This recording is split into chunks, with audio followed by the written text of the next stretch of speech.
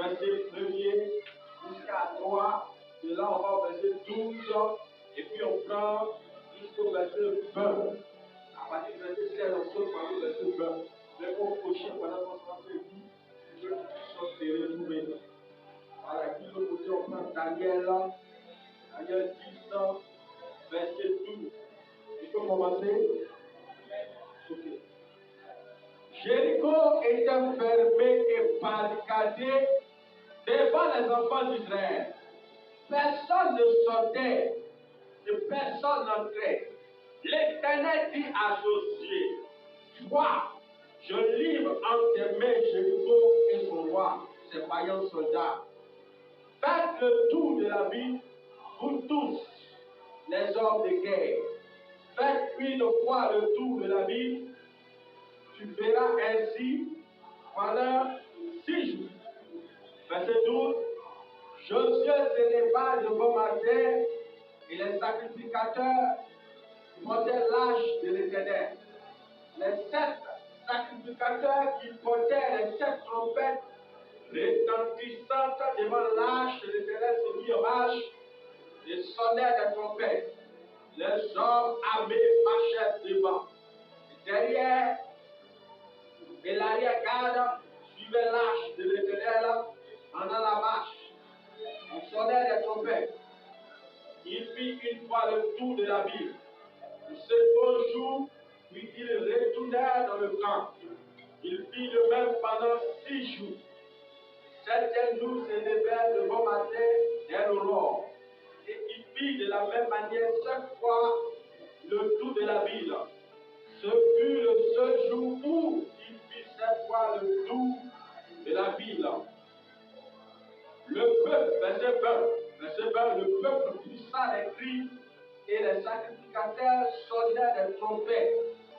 Lorsque le peuple entendit le son de la trompette, il poussa les grands cris et la muraille s'écroula. Le peuple monta dans la ville, chacun devant soi, il s'emparait de la ville.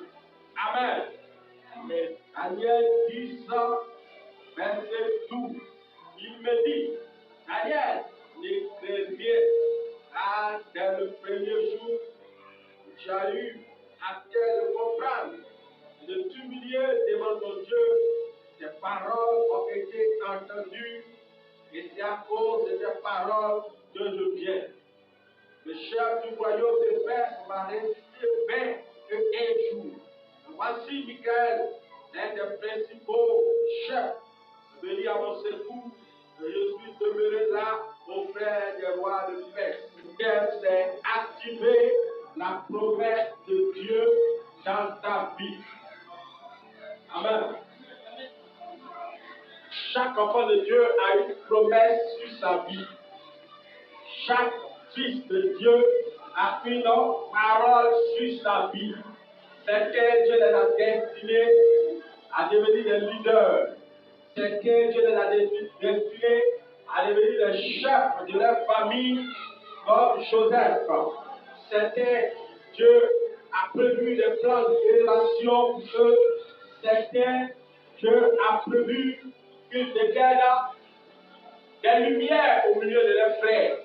Vous savez, lorsque Dieu nous fait une promesse, c'est ce qu'on appelle une prophétie concernant notre avenir. Chaque promesse que Dieu nous fait, on doit mener une bataille pour que ça puisse se matérialiser. C'est vrai que lorsque Dieu parle, la Bible dit qu'il veille sur sa parole pour les exécuter. Mes frères et sœurs, devant chaque parole que Dieu nous donne, l'homme a sa part à faire dans la parole qu'il a entendue de la bouche de Dieu. Quelqu'un pourrait le dire que si tu ne fais rien, Dieu ne fera rien. Quand tu reçois une promesse de la part de Dieu, tu dois savoir que tu dois batailler devant Dieu et batailler même dans le naturel aussi. La promesse que tu as, elle t'est donnée de manière spirituelle, c'est une parole. Toute bénédiction que Dieu te donne commence par une parole. Quand Dieu te dit, je te rendrai riche, il ne te donne pas l'argent, il te donne la parole. Quand il te dit, je te donnerai la puissance, il ne te donne pas la puissance, il te donne la parole. Quand il te dit, je te lèverai, je ferai de toi un homme puissant au milieu de tes frères, ce n'est pas la puissance qu'il te donne donne, mais c'est sa parole d'abord. Cette parole, c'est la promesse que tu as reçue dans ta vie. Mais pour que cette parole se matérialise, elle va quitter le visible pour venir dans le visible. Parce que la parole, la Bible dit que la parole est esprit et vie. Donc la parole doit d'abord être esprit. Et quand l'esprit, elle va devenir vie. Donc esprit, on ne peut pas toucher. Vie, c'est ce qu'on peut toucher. Alléluia. Donc la parole que tu entends, mon frère, tu ne peux pas la toucher. À chaque fois que tu ne peux pas toucher la parole, mais tu entends le son de la parole qui est en train de parler. Mais pour que le son devienne matériel, il y a un processus. Alléluia. Et chaque parole que tu entends doit traverser des étapes spirituelles et des étapes naturelles. Ici, on voit Josué. Dieu lui dit, voici, je te donnerai Jéricho, que le roi qui est là-bas et ses vaillants hommes, je les livre entre tes mains. C'est une parole qu'il a reçue de la part de Dieu. Et cette parole qu'il a reçue est une parole qui a parcouru des générations. C'est-à-dire cette parole a été donnée d'abord à Abraham. Dieu lui a dit que tu lui donneras Canaan. Mais ce n'était pas encore devenu possesseur de Canaan. Parce qu'Abraham a vécu en tant qu'étranger à Canaan, bien que la promesse était sur sa vie. Mais cette parole aussi a traversé Moïse, a traversé tout cela. Dieu a dit qu'il allait donner Canaan. Donc Canaan, le lieu de délice, le lieu de miel, là où tout le miel est une promesse que Dieu donne à son peuple. Mais pour que cette promesse puisse se matérialiser, on nous dit d'abord que la ville de Jéricho était barricadée par des murailles. Alléluia. Il y avait des murailles, c'est-à-dire que personne ne pouvait rentrer dans la ville de Jéricho et personne ne pouvait sortir. Donc quand Dieu te dit que je vais te donner quelque chose, il faut savoir que cette chose que je vais te donner est peut-être déjà occupée. Dieu ne va rien créer. Dieu va te faire rentrer dans quelque chose qui existe déjà. Depuis le commencement de la création, Dieu a déjà créé le ciel et la terre. Quand Dieu dit je te donnerai la terre, il ne va pas aller créer la terre pour toi. La chose existe déjà, mais va te rendre maître de la chose. C'est comme Dieu te dit que je vais te faire PDG d'une entreprise, tu vas savoir qu'il y a déjà un PDG qui est établi. Donc Dieu va l'enlever pour te mettre. Donc pour chaque promesse, il y a un combat qui va te mener. Et ici on voit que Jéricho était barricadé. Jéricho était la promesse que Dieu a relancée sur Josué. Donc la promesse que tu as eue dans ta vie, je t'élèverai, je te ferai grand, tu voyageras dans les nations. Tu vas savoir que pendant que la parole a été relâchée, il y a eu quelque chose dans le ciel que j'appelle un blocage. Le blocage est déjà établi.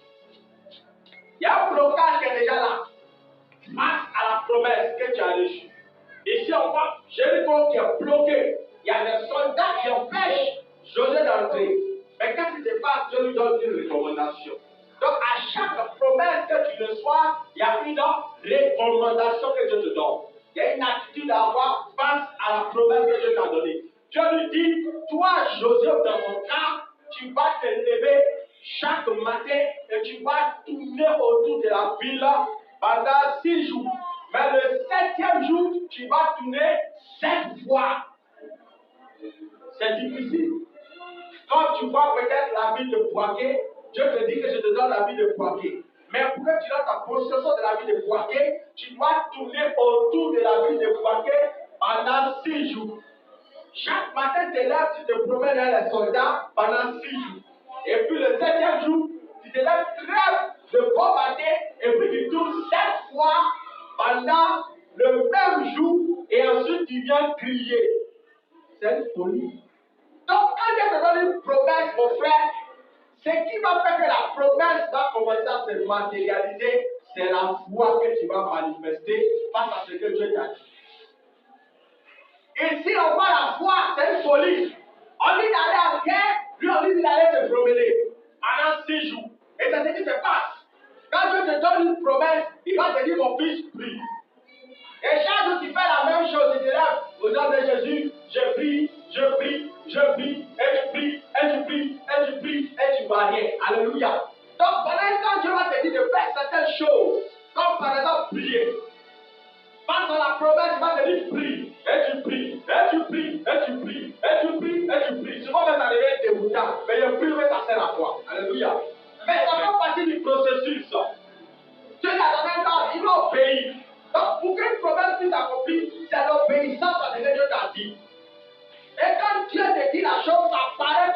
folie parce que ça n'a pas de sens.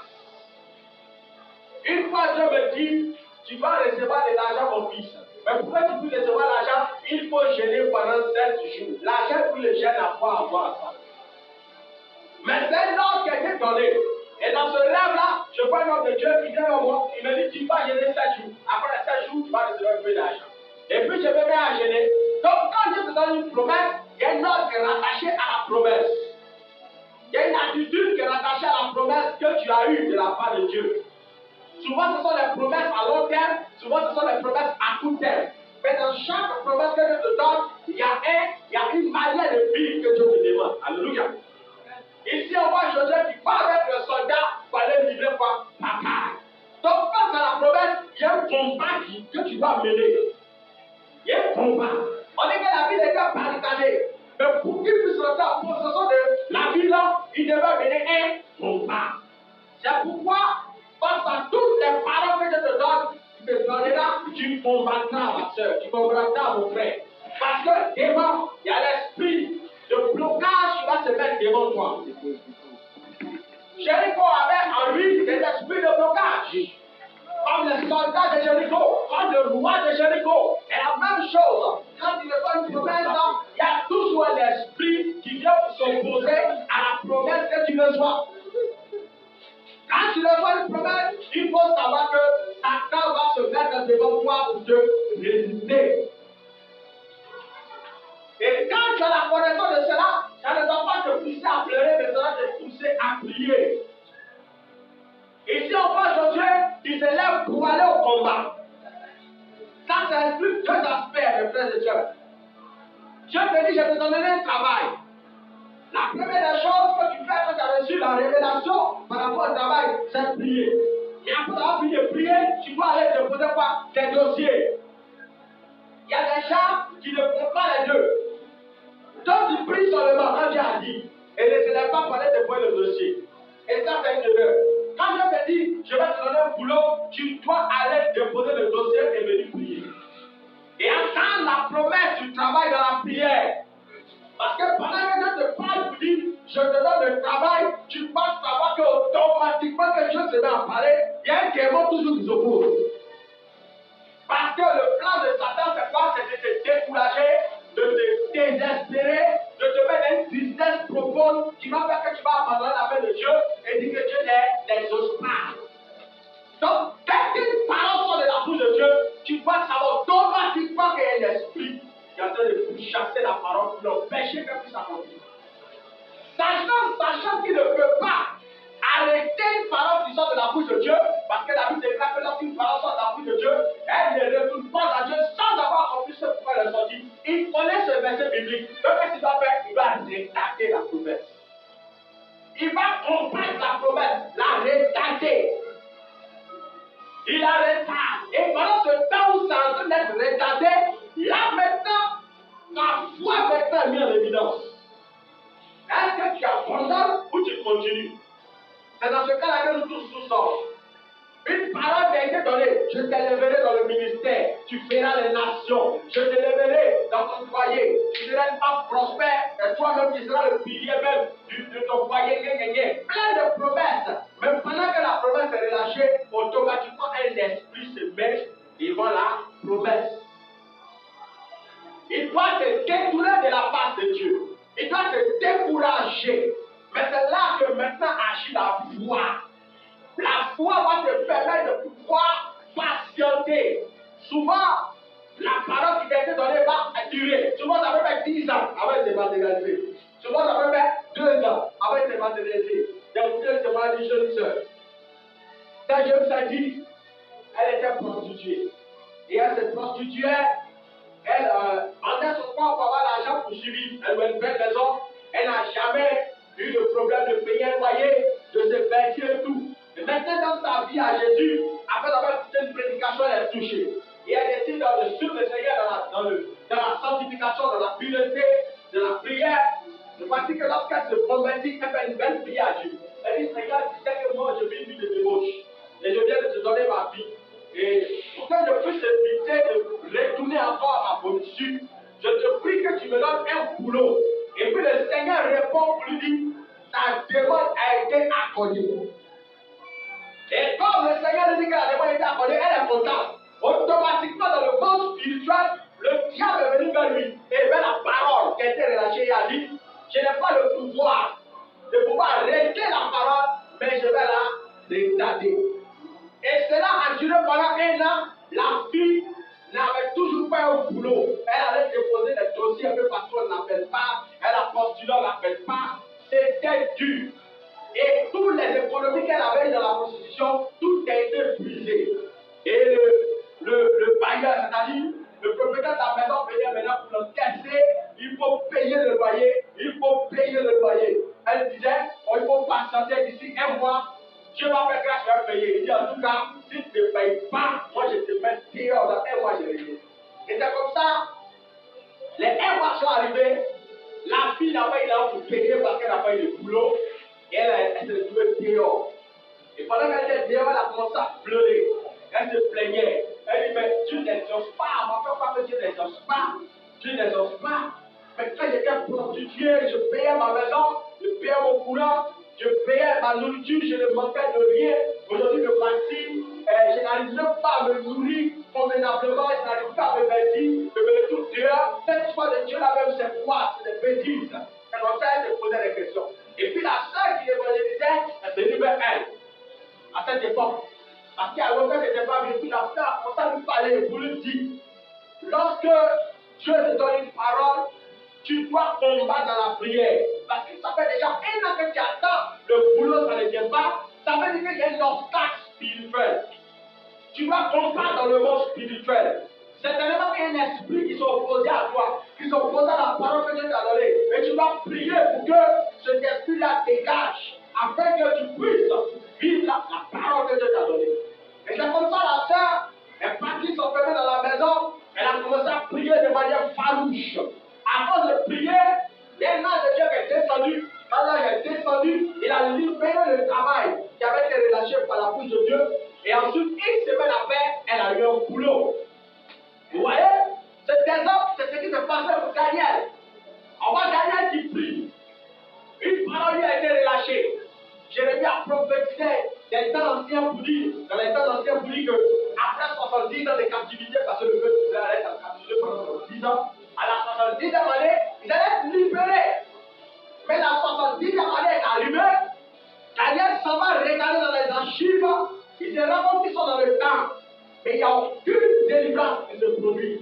Et qu'est-ce que Daniel a fait? C'est là que Daniel est parti, il s'est humilié devant Dieu. La Bible dit qu'il n'a pas mangé pendant 21 jours, il n'a pas pris de pain délicat, il n'a rien mangé, plus bas seulement de l'eau, pour pouvoir avoir la force et prier. Et la Bible déclare que l'ange de Dieu est descendu au 21e jour et lui a dit que depuis que tu as eu à cœur de t'humilier devant Dieu, tu as entendu ta voix et ta parole a été relâchée. Mais je n'ai pas pu descendre vers toi. J'étais bloqué dans le monde spirituel. Je n'arrivais pas à traverser la barrière parce qu'il y avait une barrière. Donc ce qui a fait que l'ange a pu descendre, c'est parce que Dieu a envoyé encore d'autres types d'anges qui étaient de la catégorie de Michael, c'est-à-dire les gens anges de guerre. Alléluia. Donc, le grand Daniel qui était un prophète, reconnu en son temps, quand il déclare les choses arrivent avec une sagesse, une intelligence pour interpréter les visions et les songes, ce grand Daniel était bloqué lui-même aussi. Il a fallu qu'il gêne et il prie pendant 21 jours. Donc, face à toutes les promesses que tu as dans ta vie, même si c'est la promesse du mariage, tu vas savoir que tu vas mener une bataille. C'est bon que tu entends des prophéties. Ma fille, je te vois, tu te marieras. Et Dieu me montre exactement l'année prochaine, tu vas rencontrer l'homme de ta destinée et ensuite te marier. Ma soeur, tu dois savoir qu'il y aura opposition. Et pour ça, tu dois activer cette parole que tu as entendue de la bouche de Dieu. Tu dois prendre la parole à cœur et tu dois t'humilier devant Dieu pour prier jusqu'à ce que ça se matérialise. Mais certains qui entendent cette parole, ils ne vont pas pour chercher Dieu. Ils disent quand Dieu a parlé, Dieu le fera. C'est faux. Dieu ne fait jamais ce qu'il a dit parce qu'il a dit. Non. Dieu ne va jamais faire une chose qu'il t'a dit parce qu'il a dit. Non, il le fera quand il te verra en train d'agir par rapport à ta parole que tu as reçue. Parce que dans le monde spirituel de Dieu, Dieu a déjà relâché la parole. C'est comme un colis. Tu appelles, allô, Jumia. Je prends l'exemple. Jumia. Je mets un téléphone 10 Pro. D'accord. Jumia, qu'est-ce qu'il fait? Il relâche le colis entre les mains du coursier. On va dire le motard. Il prend la moto comme ça, mais Jumia, depuis je ne reçois pas. Il dit non. J'ai relâché le colis. Seulement qu'il y a un peu d'embouteillage. Tu dois patienter un peu, Rambo. Il va y avoir de l'embouteillage, je vais faire que je ne sais pas. Donc, toi, tu vas voir, tu pries. Dans le monde spirituel, c'est comme ça. Quand Dieu a relâché une parole, vous dites, je te bénis, je te lève, je te donne le mariage, c'est le temps du miracle. Automatiquement, l'ange qui transporte ta bénédiction prend. Et puis il décolle. Quand il décolle, automatiquement le gardien. C'est ça les embouteillages. Satan vient se mettre devant. Dans les embouteillages, forcément, il y a des gros embouteillages et souvent il y a les petits embouteillages. Alléluia. Les gros embouteillages peuvent tuer. Et les petits embouteillages, souvent c'est léger puis ça passe. Mais souvent il y a des embouteillages où c'est un gros camion qui est tombé.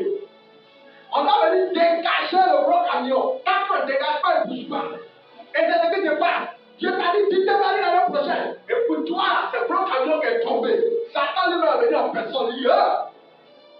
Tu ne vas pas rentrer dedans, on va voir. Quand tu vois l'embouteillage, tu es sûr que l'embouteillage va finir un jour. Bravo. Mais tant qu'on n'enlève pas le camion, ça ne bouge pas. Et c'est ce qui se passe. Quand la promesse est relâchée, tu dois prier pour que le gros camion soit ôté, pour que l'esprit soit ôté, pour que le démon soit ôté. Tant que le démon ne va pas, la promesse va toujours bloquer. Et tant qu'elle est dans la position de mais je ne comprends pas, Julien, mais je prie, je vous dis, mais je ne comprends pas, envoyez-moi mon colis. Il dit, mais je l'ai relâché dans lequel tu dis. Mais je t'ai dit à bénir ma fille, mais pourquoi tu pleures encore? Tu m'as demandé le mariage, je t'ai dit à donner. La boîte de manger, je t'ai dit à donner. Mais tu n'as pas encore reçu. Mais Seigneur, je n'ai toujours pas reçu.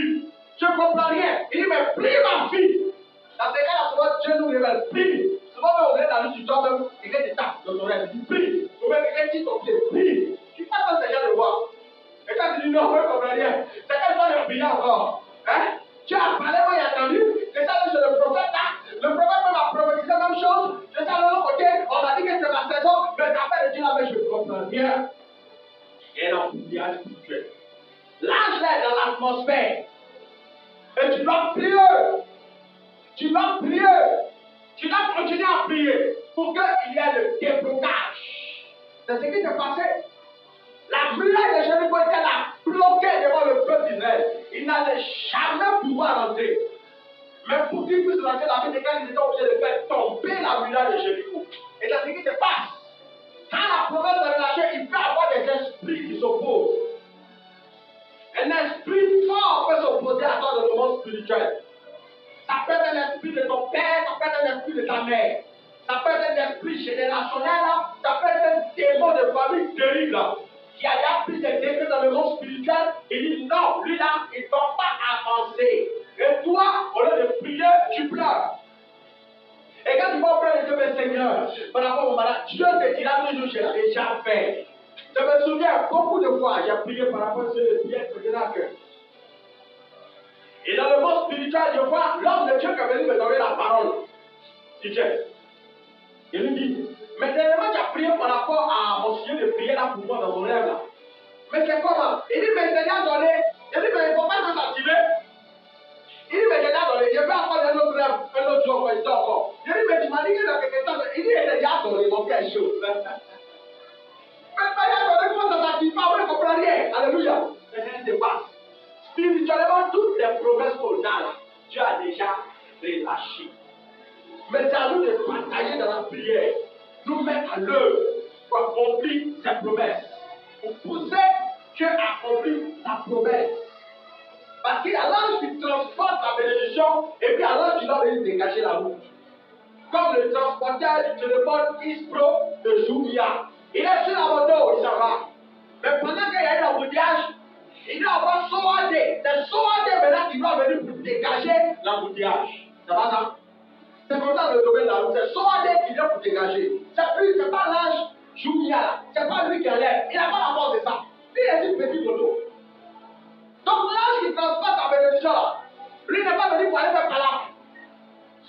Il n'a pas la puissance de Balaam. Lui, il a la puissance seulement de transporter vient ta bénédiction pouvait te donner, ton enfant pouvait te donner, ta grâce pouvait te donner. Lui, c'est tout son rôle qui est là. C'est pourquoi je te dis, j'ai déjà relâché le colis. Maintenant, toi, tu vas batailler pour que tu envoies une autre qui gage. Les gens qui caient. C'est là qu'il y a un problème. C'est là que beaucoup se découragent. Parce que souvent, la bataille peut faire rage. Ça peut être une bataille terrible. On te demande 7 jours de jeûne, 7. On te demande 21 jours de jeûne. On te demande 40 jours de jeûne. Tu vas prier pour avoir la direction. Ici, on voit Daniel. Lui fait 21 jours de jeûne. Là-bas de José, qu'est-ce qu'il fait? Lui, il a fait faire le tour de la vie. 7 jours, comme un bête. Chaque matin de lève, c'est le problème.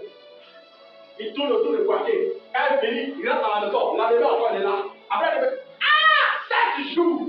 7e jour, je promets là-bas. Donc, ouais, à chaque promesse que Dieu vous donne, il y a un homme qui est caché derrière. Il y a un homme. Pour certains, Dieu m'a dit, face à cette promesse, il faut que tu cherches. Pour d'autres, il va dire, commence à m'adorer. Toute la nuit, attends moi dans ma tête. Pour d'autres, Dieu m'a dit, il faut que tu pries, tu combattes pendant 21 jours.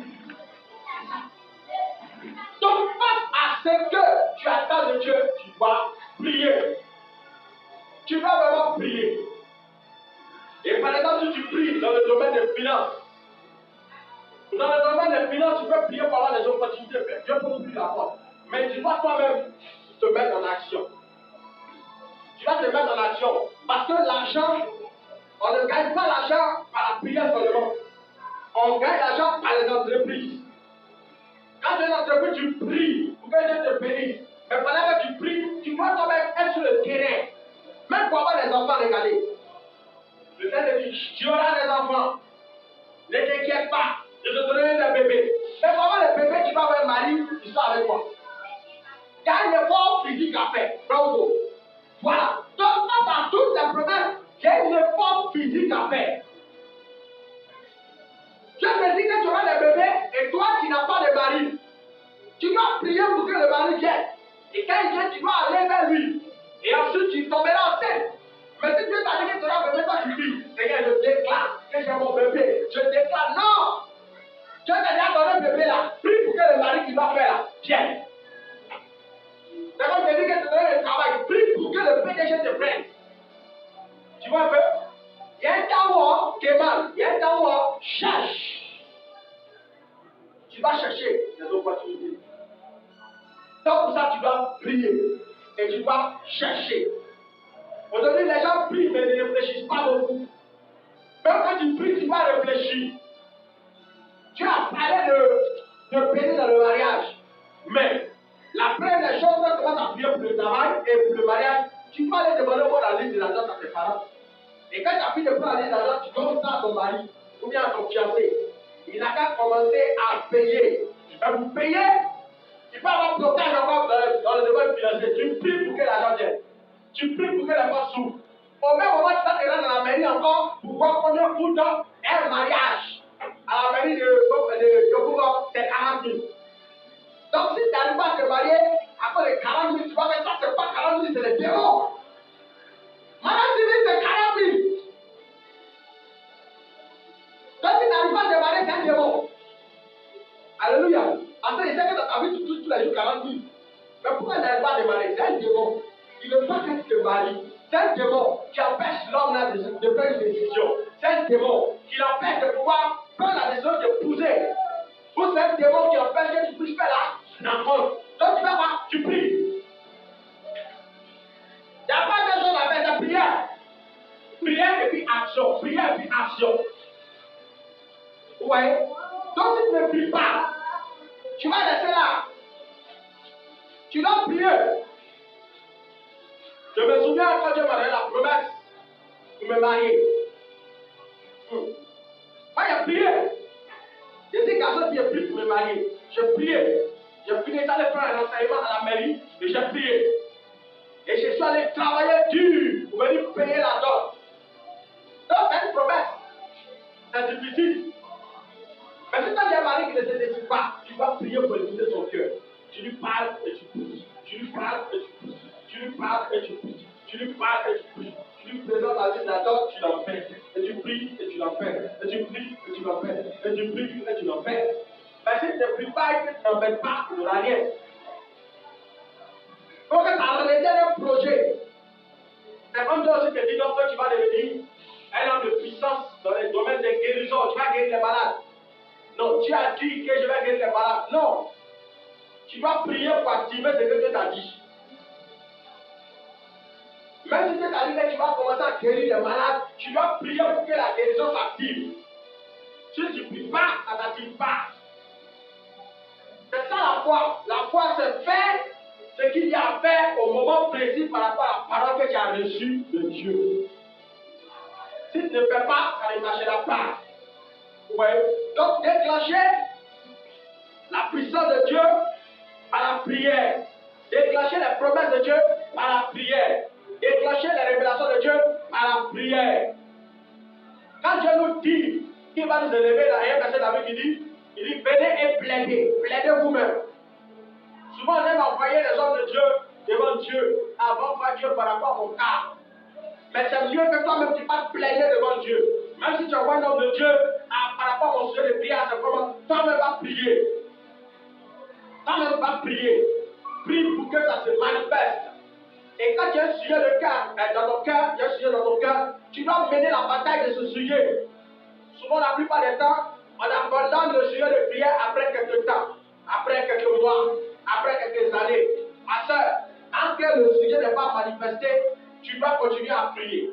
Et pendant que tu pries aussi, tu vas regarder dans ton atmosphère. Pourquoi est-ce que la promesse ne s'active pas? Pourquoi est-ce que la chose ne s'accomplit pas? Souvent, on doit se poser nous-mêmes cette question. La meilleure manière de prier, c'est de savoir pourquoi est-ce que la prière n'est toujours pas exaucée. Vous voyez un peu? Pourquoi est-ce que depuis la prière n'est pas exaucée? Pendant que tu as parlé. Souvent, ça peut être un démon, ou souvent, ça peut être toi-même. Dieu n'a jamais de problème. C'est entre nous et les démons. Quand Dieu te donne une promesse par rapport à quelque chose, il y a toi ou le démon. Dans le cas de Dieu, c'est la patience. Dans le cas de Dieu, c'est la patience. Dieu peut te donner la promesse, mais cette promesse a peut-être pour 10 ans.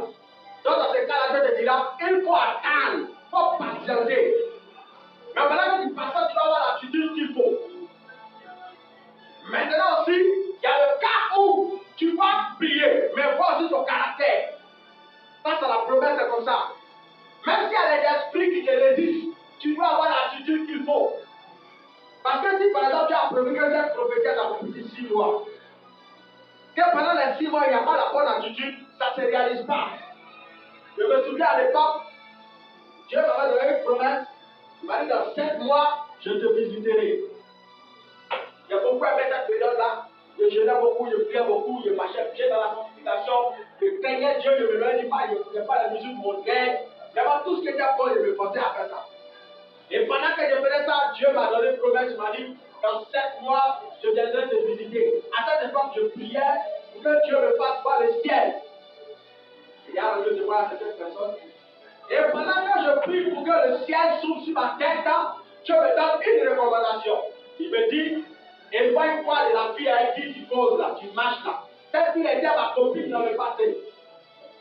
À cette époque, on me dit, on ne couchait plus ensemble, on ne s'embrassait plus, on ne se caressait plus, rien. Mais Dieu me dit, éloigne-toi d'elle, je ne veux plus la voir dans ton atmosphère. Séparation. Ah, Seigneur, fais la côté de moi la sagesse en quoi?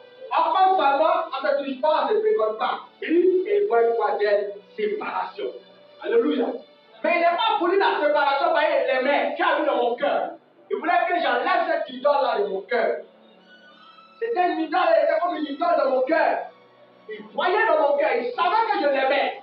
Il voulait que je détruise cette idole. Mais moi j'ai dit non Seigneur, je l'aime trop, mais on est juste camarades, en cause on ne se touche pas. Lui connaissait la suite. Et comme il n'avait pas obéi à l'instruction qui m'a été donnée, 7 mois après, je prie. J'ai dit Seigneur, aujourd'hui le 7e mois, comme tu m'as dit, c'est aujourd'hui que dans accompli la promesse. Rien de ça accompli, tu n'es pas venu me visiter. Et dans la même journée, quand il a prié pour me coucher, à cette époque, c'est pas un visage, il me prie. Et puis il me couche, il reste tranquille. Et puis un coup, paf, il reste dans une vision. C'est comme ça qu'il faut avoir les visions. Et pendant que je fais ça, je me vois, il y a un homme de Dieu qui vient devant moi. Et l'homme de Dieu me dit, le Seigneur t'avait donné une recommandation. Quand il t'a donné la promesse qu'il a été venu te visiter dans 7 mois, il t'a dit, c'est pas toi de cette fille-là. Et puis il me montre, il dit, regarde dans les nuages. Je vois dans les nuages. Il me dit, tu vois ce qui est là-bas derrière qui brille. Il dit, oui, il dit, ça, c'est la gloire de Dieu. Alors, les nuages noirs que tu vois là, c'est ce que tu as demandé de faire que tu as refusé là.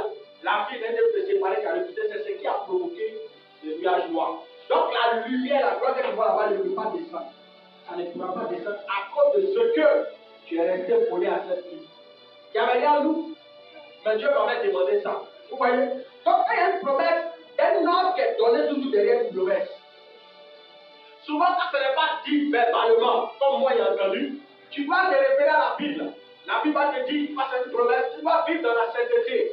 Tu dois marcher dans la pureté. Tu dois te forcer à faire un Dieu. C'est comme ça. Toute promesse que tu entends, il y a toujours une crainte de Dieu dedans. Parce que Dieu ne se glorifie pas dans le mal, dans le péché, il se glorifie dans la sainteté.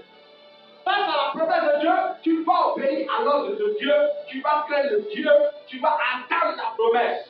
On attend la promesse d'une dimension de sainteté, d'une dimension de pureté et d'une dimension d'obéissance. L'obéissance, c'est le fait de plier sa volonté à la volonté de Dieu. C'est le fait de se soumettre à l'ordre que Dieu t'a donné. C'est le fait de faire concrètement ce que tu as entendu de la part de Dieu. C'est ça l'obéissance. Et c'est ce qui fait que souvent, les promesses retardent. Les promesses retardent. C'est pourquoi, frères et sœurs, ce matin, j'aimerais vous inviter à vivre dans la crainte de Dieu et dans la prière. La crainte de Dieu est dans la prière. Surtout être patient. La patience fait partie aussi des éléments sur lesquels Dieu s'appuie pour réaliser ses promesses. La patience est une vertu de Dieu. Parce que même ce ministère dans lequel nous sommes, actuellement, c'est rien d'autre qu'une preuve de patience. C'est rien d'autre que la patience. Ce matin, lorsque je me réveille, j'ai eu un rêve. Dans le rêve, je voyais l'homme de Dieu qui est assis devant moi. L'homme de Dieu qui est dans mon rêve, c'est un prophète. Il dit, mais la femme qui était dans ton église, elle a quitté ton église. Mais elle se demande pourquoi est-ce que depuis l'œuvre ne grandit pas, ça cause qu'elle a quitté l'église, est-ce que vraiment Dieu vous a appelé? C'est comme ça, il dit, non, en fait, c'est qu'on est dedans. L'histoire de croissance là, c'est une histoire de grâce, c'est Dieu qui permet ça. Donc, nous on attend que Dieu fasse ce qu'il a fait pour faire. Et puis, il dit, ouais, vous avez vraiment foi. C'est la petite partie de ça. Vous, il n'a pas dit quoi, il a dit, vous avez vraiment la foi. Vous voyez?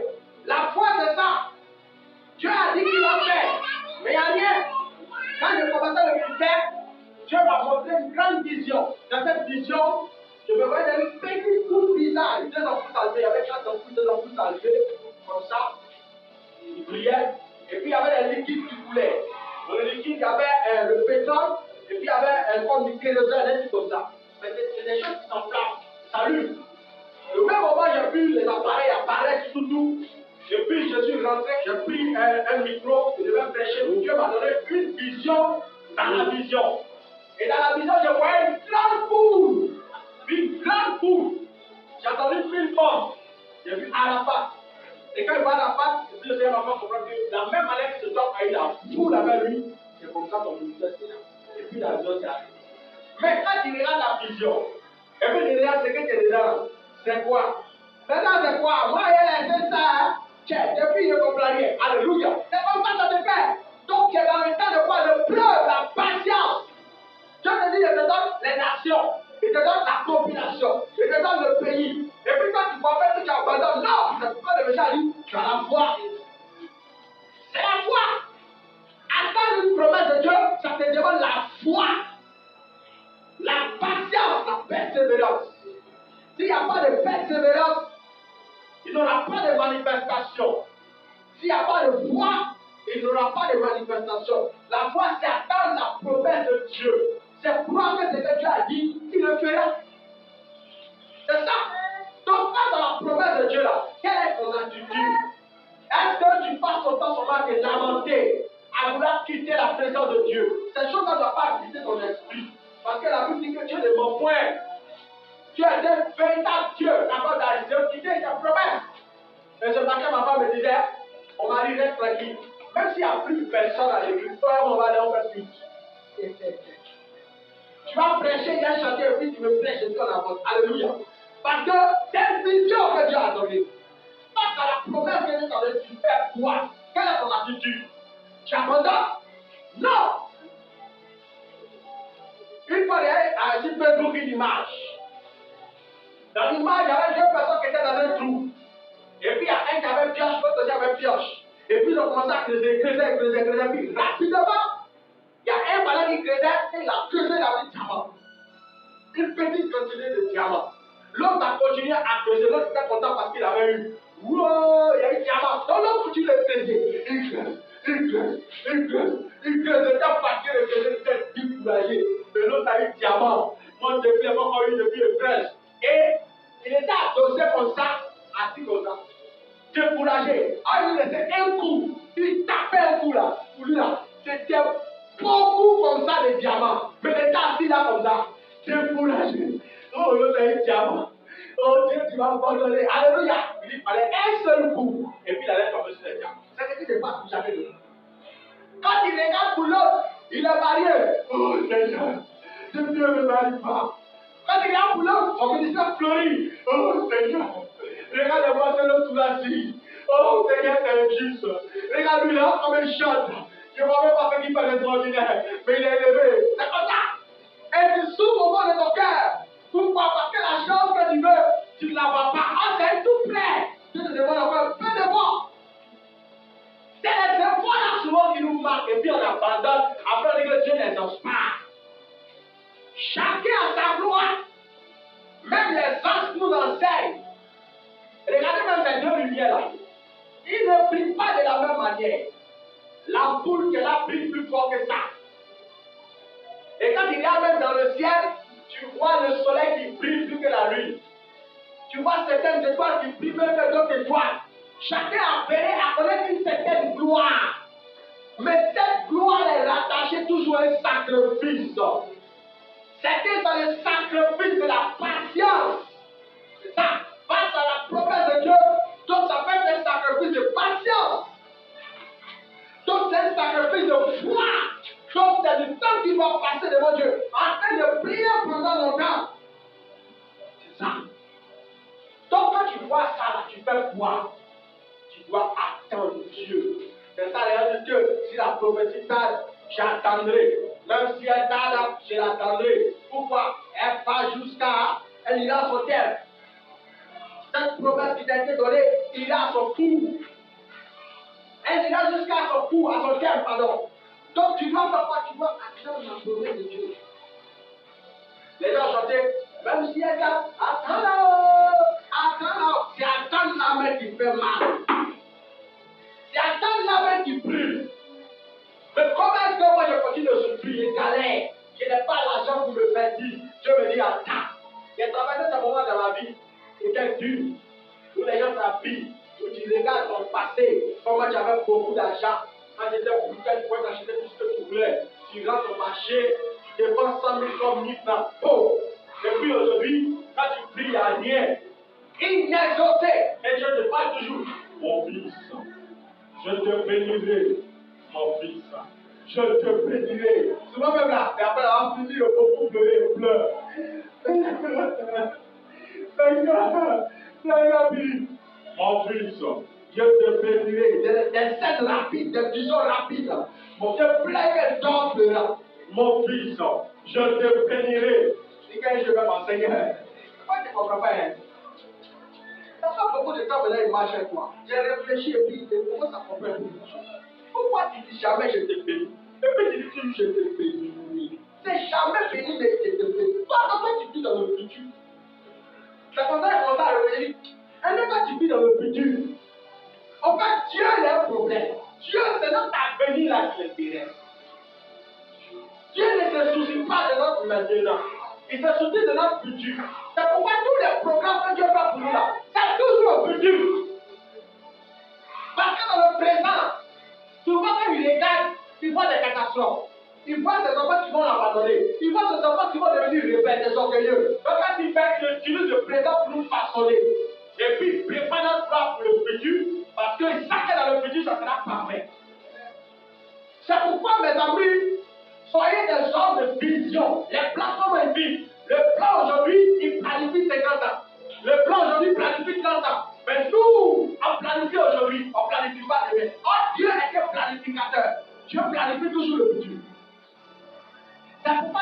promesses sont toujours au futur. Je te bénirai, je te bénirai. Si tu veux regarder aujourd'hui, tu vas abandonner Dieu. Tu vas abandonner Dieu. Mais pendant aussi que tu attends Dieu dans le futur, commence à préparer ton futur aujourd'hui. C'est pas ça de comprendre. Quand tu es en train d'attendre Dieu au futur, là, en même temps, tu es en train de préparer le futur aujourd'hui. Montre à Dieu que tu es en train d'aller vers le futur. Parce que le jour où tu arrêtes de prier, tu as arrêté d'aller vers le futur. Le jour où tu arrêtes d'avoir la foi, tu as arrêté d'aller vers le futur. Le jour où tu arrêtes de te sanctifier, tu as arrêté d'aller vers le futur. Donc, on attend le futur en continuant à vivre la vie spirituelle. La vie spirituelle doit continuer à vivre. Tu dois toujours garder le même zèle, le même élan, la même vie de prière, la même vie de conquête, de combat spirituel. Souvent, quand tu pries, tu ne sais pas pourquoi tu pries. Ça m'est arrivé dans ma vie. J'ai dit, mais Seigneur, chaque jour, moi, tu me montres qu'il y a des familles, esprit de famille, démons de mort, tout ça. Seigneur, ça fait longtemps que j'ai comme ça. Bon, après, des fois, c'est pas longtemps que ça devient du mensonge. Le jour était fâché, ça devient du mensonge. Ça commence à devenir du mensonge. Ça fait du mensonge. C'est quoi ça? J'ai prié parce que les familles, j'ai cassé, j'ai brisé. Demain, quand les gens, je prie. Après, demain, je prie. Je prie, moi, je ne comprends rien. C'est qu'il y a des familles, je casse, je chasse. Toujours, c'est la même chose que je vois. Je suis fatigué de ça. C'est quoi ça? Non, je ne suis pas d'accord. Et là, c'est la tricherie spirituelle. Et tricherie quand tu es fait. Il y a pas quelque chose, je te perds mon temps. Tu perds mon temps. J'ai vécu ça, c'est vrai. Je m'en sens bien réfléchir, je ne suis pas d'accord. C'est quoi ça? Mais j'ai chassé l'esprit là. Il est là encore. J'ai chassé de là. Je le prends. Seigneur, moi, je ne suis pas d'accord. Comment aller dans ce truc là? Moi, je ne veux pas. C'est pour me mettre quand c'est un Dieu là. Mais les gens de Dieu, ça, je ne veux pas. Les gens de Dieu, je ne veux pas. Donne-moi ma bénédiction. Alléluia. Ne fais pas comme moi. Attendez Dieu de la prière, de la patience. Et si tu tombes dans ce genre de moments là, pour qu'elle m'assoie et réfléchisse, pourquoi tu réfléchis? Tu réfléchis trop là. Tu as péché. Quand tu es content, tu comprends les choses de Dieu, tu vas pécher. C'est ça. C'est vouloir mélanger le projet de Dieu. C'est ça. Souvent, mes pasteurs réfléchissent, ils m'attendent. Pourquoi toutes mes vies sont de Dieu? Une fois, il fait 2 nuits de prière. Et 2 semaines de prière. Je dis, de prier pour activer quelque chose dans ma vie. Et puis, je déclenche les 2 semaines de prière. Farouche de minuit à 3 heures du matin. Et quand je me couche, au lieu que j'ai la paix pour avoir les visions de Dieu, c'est des démons. Les esprits m'attaquent. Ya! Où est la guerre? Des chevaliers, des hommes avec des fusils, des machettes. Et waouh! Vraiment spirituel est terrible. Vous voyez, quand tu vois ça comme ça, là, souvent tu te dis, mais à quoi bon me prier? Comment il n'y a plus pouvoir monter? Mais c'est là où les esprits. Mon frère, c'est là que tu vas continuer. C'est là que tu vas percer. Daniel, lui, le temps de prier, c'est ce qui s'est passé. Les démons bloquaient la porte de sortie. Et puis, il a mis des plaques des anges sont venus pour batailler entre le roi et le prince. Donc, quand tu vois dans ton atmosphère, plus tu pries, les démons t'acharnent. Tu dois prier encore. Oui, c'est le combat. Souvent même tu as la porte d'une bénédiction. Quand tu lis par exemple 1 Corinthiens 16, verset 9, je ne me trompe pas. C'est pas 1 Corinthiens, c'est 2 Corinthiens, verset ça. 16, verset 9.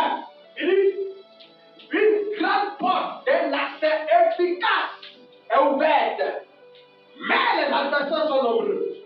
Une grande porte dont l'accès est efficace, mais ouverte, mais les adversaires sont nombreux. Donc la porte est ouverte, la promesse est là, tu es en face de ta gloire, mais pour aller prendre un corridor spirituel, tu dois batailler. Tu dois batailler. Dernièrement, il y a croisé une jeune soeur. Cette jeune soeur, elle marche avec un blanc. Parce que j'ai vu un bébé mettre dans sa main, un bébé d'1 an. Et puis elle me dit, elle priait depuis un moment pour le mariage. Elle priait pour le mariage. Elle priait, mais depuis le mariage ne vient pas. Je dis pourquoi? Elle dit, arrêtez de prier parce que ma belle-mère, c'est-à-dire, la maman du monsieur ne veut pas qu'on se marie. Donc elle se pose à moi. Donc moi, j'ai prié, moi j'ai fatigué de prier, moi je me suis arrêté. Donc, Dieu lui me passe quoi? Sa volonté. Et que la volonté de Dieu s'accomplisse. Quand elle m'a dit ça, elle ne m'a pas dit. Elle ne m'a pas dit. Elle dit, bon, attends. Il dit que ce n'est pas encore le temps pour le mariage. Mais c'est le temps pour que tu passes au temps. Dieu a d'abord établi le mariage avant les enfants. Donc si tu as eu enfant et le monsieur, je suppose que tu devais d'abord entrer dans le mariage avant de faire les enfants. Maintenant, tu as eu enfant, tu dois maintenant rentrer dans le mariage pour être bien renversé. Toi, tu dis non, comme la belle-mère s'oppose, que la volonté de Dieu soit faite. Il dit ta belle-mère, 100 ans, elle ne va jamais accepter. Il y a des combats là. Si tu ne mérites pas, ça ne change pas. Ta belle-mère n'a pas accepté. Toi, ta famille pauvre là-bas qui était dans la pauvreté. Le monsieur entreprise. Je suis allé jusqu'à elle. Entreprise en Côte d'Ivoire ici, à la zone. Il y a une entreprise comme ça. Le monsieur entreprise. Toi, tu as rentré dedans, et ta famille pauvre. Dans les riches, tu as libéré ta famille de galères pour vous marier. Et puis Satan n'a qu'à accepter. Toi, tu ne fais rien.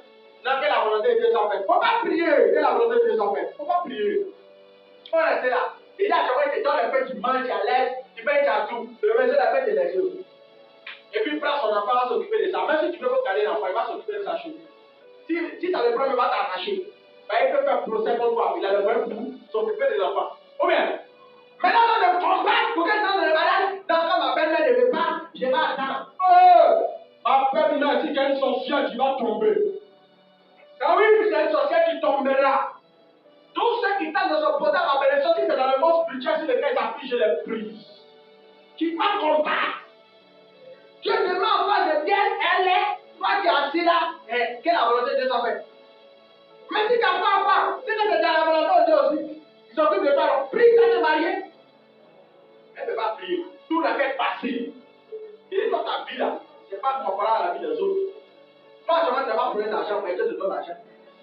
Tu vas, tu vas mettre un ordre de raconter, tu fais les choses vite, tu fais un blocage, ton blocage, tu parles de mari. Alors qu'il y a d'autres ton mari n'a pas l'argent. Chacun a son blocage, chacun doit batailler dans le domaine où il est bloqué. Maintenant, toi, comme tout a été facile, maintenant dans le domaine du mariage, tu ne veux pas combattre. Tout n'a qu'à être facile. Va rester là.